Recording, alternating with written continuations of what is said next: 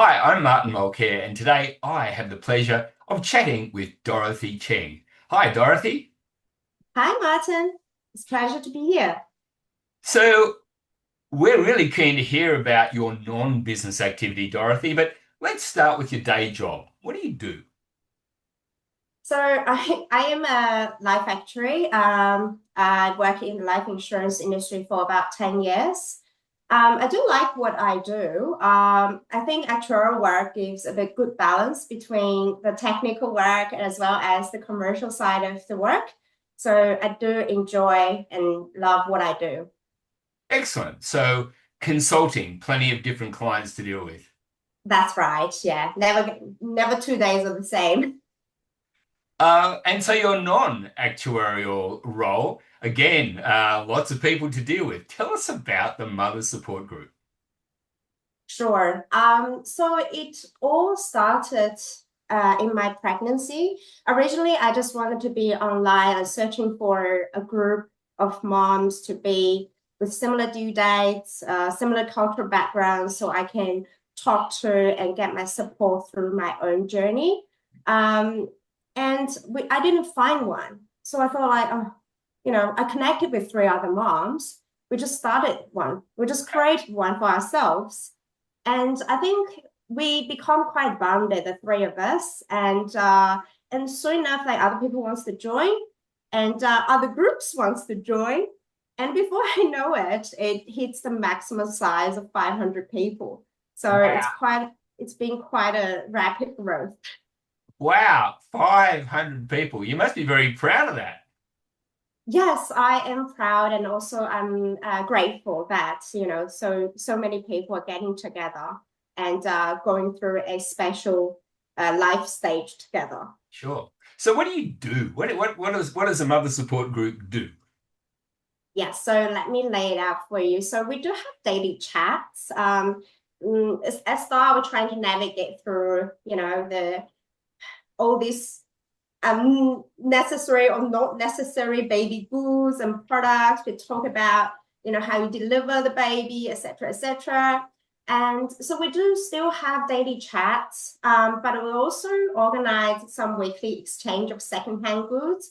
So just it's better for the environment, and also there, something that is maybe useful for other moms if I don't need something. And also we do organize a few play dates. We also have work groups where we have health professional like GPs and nurses talking about first aids for babies on the different emergency situation. Sure. And it's all conducted in also the mother tongue language. So we invited the grandparents, etc., to come in as well. So, and also some music groups. So we have all sort of fun activities together.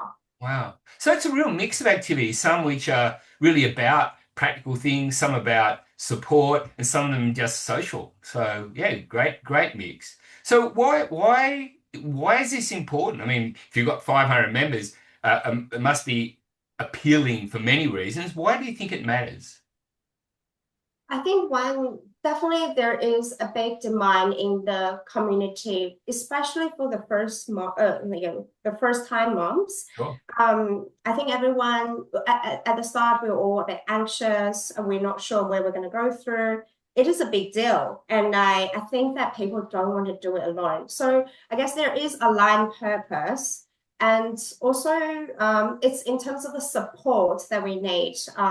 There is going to be a lot of changes in our body, in our daily routines, so and hormones as well. Um, so I think moms understand moms, and it's naturally more easy to talk about issues as well. Yeah, I guess so. I guess so. So the part that many of the viewers and listeners are interested in is you've clearly learnt lots of things through your work founding and facilitating the Mother Support Group. What are some of the lessons that you learnt there that you can apply in your business world?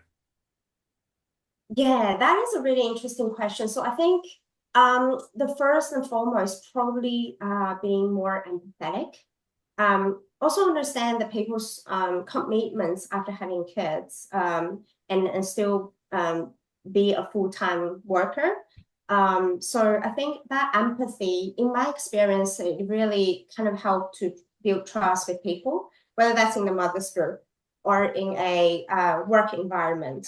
And I think trust is kind of it's the key to a lot of open conversations and um, you know, it helps to kind of deal with difficult situations at work.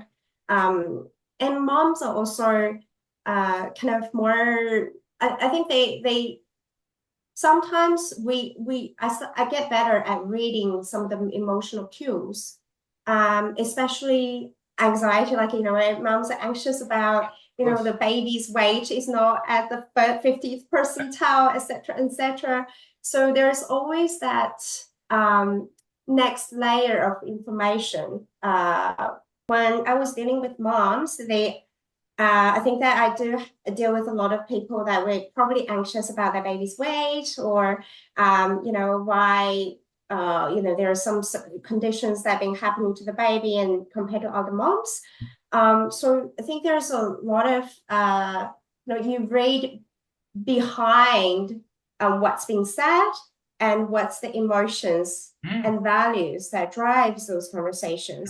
And I think that's a valuable lesson also for at work because you may get people kind of pushing back at work. Yeah.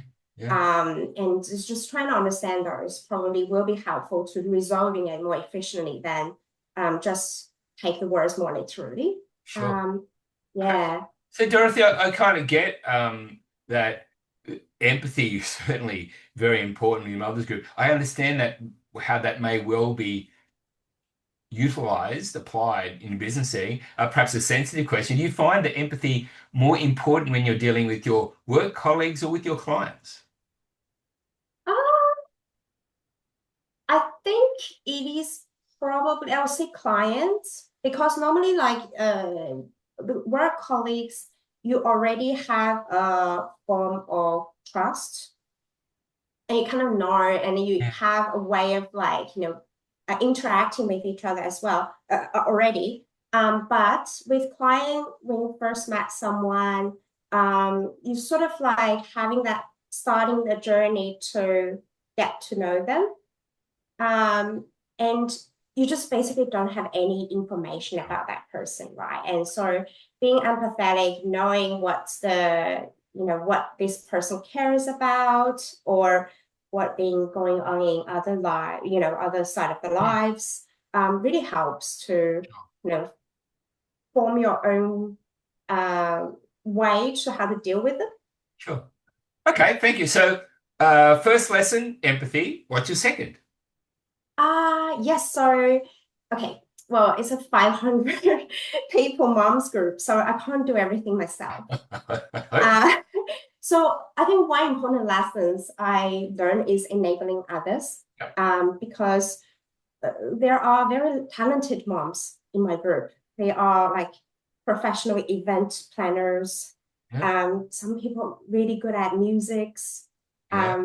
and cookings, or like everybody is kind of, I think all moms are Superman in that sense, right? Like they all are good at something. So when we having this, so when we organize events, especially like I do tell and be very transparent to the other moms that I probably have the only time that I can meet is X, Y, and Z. Hmm. So I really do rely on other people stepping up. And we do have a lot of successful events being organized. And I think that is actually because that we have like, I try to enable others to do the work and being honest with my own commitment. Okay. So again, enabling others, or I guess in the workplace, we probably use a term like empowerment, I think, which is one of your words. So no doubt that's useful, especially for the people working with you. Is there any particular aspect of empowerment that you've improved from what you learned with the enabling the mums? Good question. I definitely have learned a lot. After I come back to work, I kind of ask myself, like, is this piece of work must be done by me? Um, is there anyone else that's better suited for this work? If it has to be done by me, then the second question I ask myself is like, should I invest the time to enable others? Yeah. So Yeah. then next time when we do the same work, I will be like, it will be someone else that's doing it, and I will free my time to do something else. So I think in a way, like time is money, and we do invest money to generate money, but we rarely invest time to generate time. But Sure. I think definitely more mindful of those kind of delegations and Yeah. trying to empower other people. Sure. No, no, excellent. Excellent leadership skills. So, empathy, empowerment. We got a third? Uh, I think it's a very important one. The third one is to actually introduce some rules and boundaries. Um, so when I started the mothers group, I had a very clear purpose. That is to be beneficial for the moms in the group. So that is kind of my guiding principles when I think about a lot of the decisions that needs to be made.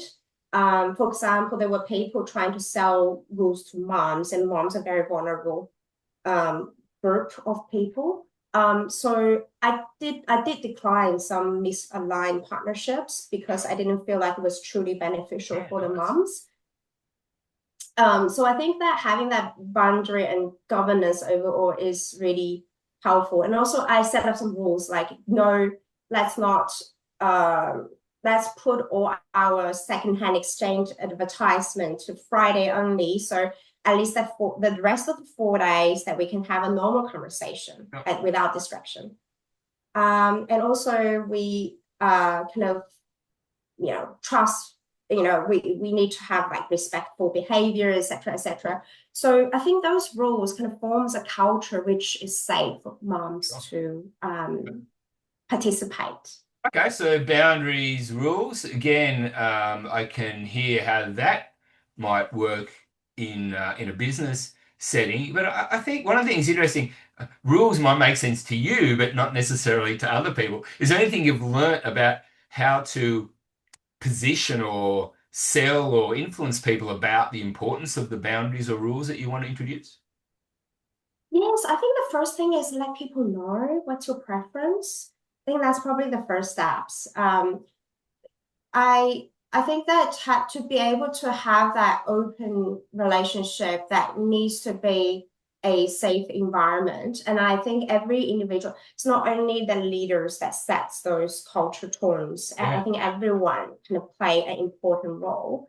Um, for example, that the way that I kind of promote or demote a certain behavior at work is probably if I'm working with someone that needs to leave early at 3 p.m., then I probably will structure my work so that it's kind of promotes that. Yeah. Um, and yeah, so I think that it just letting people know the rules and also like be respectful for people, other people's rules. I think that's probably the two things I'll do Nice. at work. Nice. Okay, so things you're applying in the business setting, empathy, empowerment, setting boundaries and rules. So from this wonderful experience with the Mothers Group, some other observations or insights, Dorothy? Yeah, so I think I started to realize community is a really strong, it's a form of strength. I think having a group giving me confidence to move like from being a mom and then back to work. Um, and it really reminded me of like the values and the respectfulness and shared purpose can hold the group together. So I think yeah, that or organization together or project team together. So I think that's another observations I had Yeah.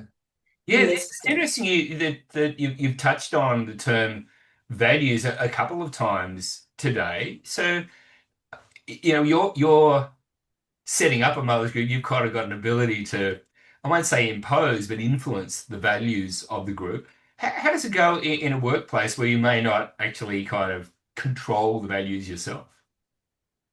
Hmm, that's a very good question. Um,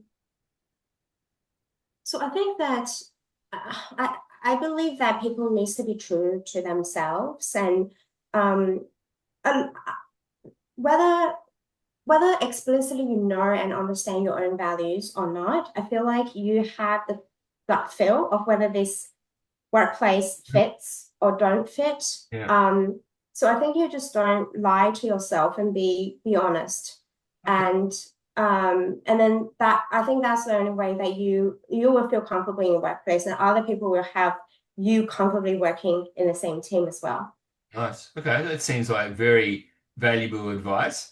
So have you got a final piece of advice or some tips, some wise words for the viewers and listeners, Dorothy? Okay, so before I kind of come to talk this podcast, I really didn't see myself as a leader of the mothers group. It was more of a facilitator that I feel that I'm doing that job. Yeah. So I would say anyone can do this. You don't really need any special skills to lead. And if you have a passion or need, and don't do it alone. Yeah. Having someone is more fun to and it starts small. Set up a group a meeting in a chat. I think facilitation itself is a form of leadership, and often it can get back more than what you put in. Okay. Again, wonderful insight. I suspect you're being very modest here about anybody can do it, but nevertheless, let's take your words of wisdom. Dorothy, thank you very much for your time today. Very insightful, and I thought a really rich conversation. Thanks again. Thanks, Martin.